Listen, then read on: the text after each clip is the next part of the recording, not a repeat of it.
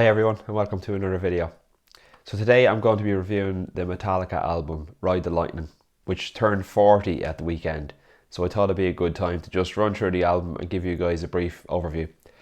So before we jump into that, I'll just give you a background on the album. So Ride the Lightning is the second studio album by the American heavy metal band Metallica, released on 27th of July 1984 by the independent record label Megaforce Records. The album was recorded in 3 weeks with producer Flemming Rasmussen at Sweet Silence Studios in Copenhagen, Denmark. The artwork is based on a concept by the band and depicts an electric chair being struck by lightning flowing from the band logo. The title was taken from a passage in Stephen King's novel The Stand, in which the character uses the phrases to refer to execution by electric chair. Although rooted in the thrash metal genre, the album showcased the band's musical growth and lyrical sophistication. Bassist Cliff Burton introduced the basics of music theory to the band and had more input into songwriting. Beyond the fast tempos of its debut Kill 'Em All, Metallica broadened its approach by employing acoustic guitars, extended instrumentals, and more complex harmonies. The overall recording costs were paid by Metallica's European label, Music for Nations, because Megaforce was unable to cover it. It is the last album to feature songwriting contributions from former lead guitarist Dave Mustaine and the first to feature contributions from successor Kirk Hammett. So, Ride the Lightning, an absolutely classic Metallica album.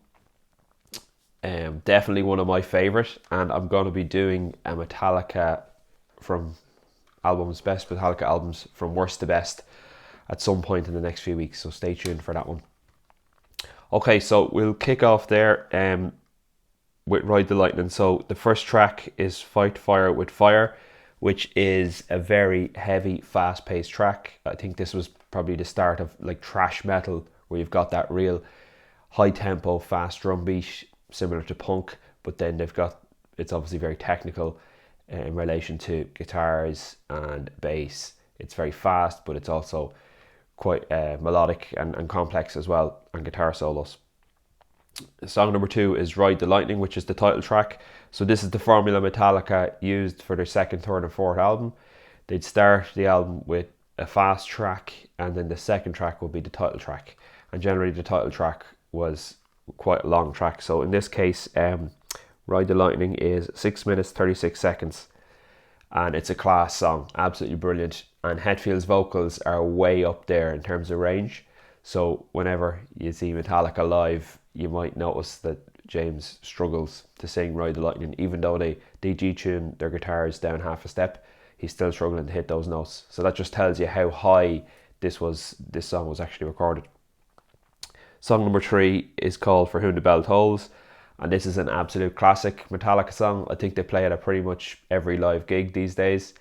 Well, I know that they're doing something at the moment where they play 2 gigs in one weekend in each city, and there's a different set list each night, but I'm pretty sure For Whom the Bell Tolls appears at least once in those 2 nights. And when Metallica used to play one-off gigs, definitely For Whom the Bell Tolls would have been one of the songs that was in the set list. It's an absolute classic. It's got a fantastic opening section, an opening riff, and of course there's a bass lead line that repeats through the opening with wah, and it's amazing.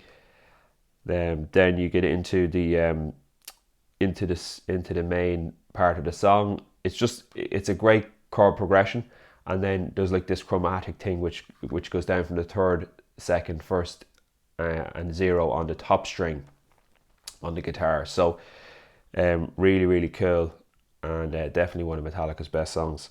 Song number 4 is called Fade to Black, which is Metallica's first melodic song that appeared on an album. And apparently they did get backlash at the time for including such a soft song on their album. But to be honest, this song was absolutely fantastic, and a great outro guitar solo by Kirk Hammett on that one. Another long song as well. It's 6 minutes 56 seconds. Song number 5 is Trapped Under Ice, which is another good song.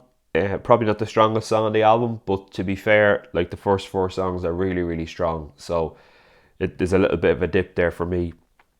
And then song number 6 is Escape, which is probably the weakest song on the album, but still very good by anyone's standards. Song number 7 is another live classic, Creeping Death. They used to open with this. And the first time I saw Metallica was in Dublin in 2006, and they opened with Creeping Death, and it was amazing. Great song. And song number 8 is an instrumental song called Call of the Cthulhu, and that song is quite long. It's 8 minutes 52 seconds. There's bass solos, there's guitar solos. It's a really extended piece, but absolutely amazing musicianship and really put Metallica on the map.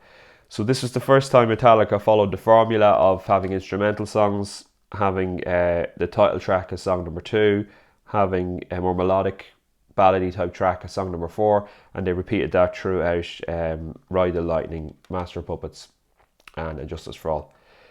So I hope you enjoyed my brief review of Metallica Ride the Lightning. If you're a Metallica fan, you'll already know this album. If you're only getting into metal and only getting into Metallica and you haven't heard this album, definitely go check it out. Definitely one of their best albums. So thanks for tuning in, guys, and I'll talk to you on the next one. Bye now.